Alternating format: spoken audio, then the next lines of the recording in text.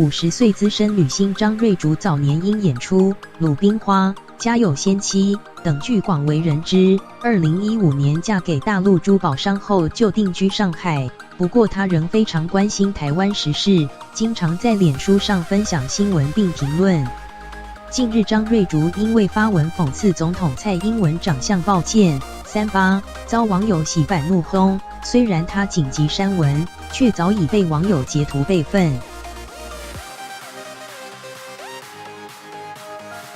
张瑞竹日前分享了一篇有关蔡英文的评论报道，并发文写下：“我想到有女的长相抱歉，身材抱歉，但每天都在嚷着担心有人会强奸她，每天什么事都不做，只会嚷着对面邻居的帅哥要强奸她。”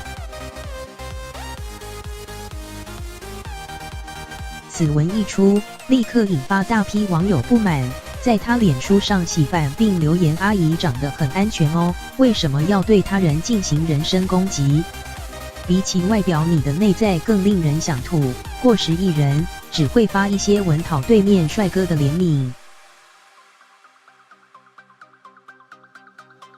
虽然事后紧急删文，不过张瑞竹的发文仍被截图。对此，他没有正面回应，仅表示我们的共同点是都爱台湾，只是你选择因恐惧而锁国。我支持和平共处，支持9·2共识，我不希望制造两岸仇恨，也不希望会有战争，不希望战争，就不要去做挑衅中国的事，这点在行为上我们是不同的。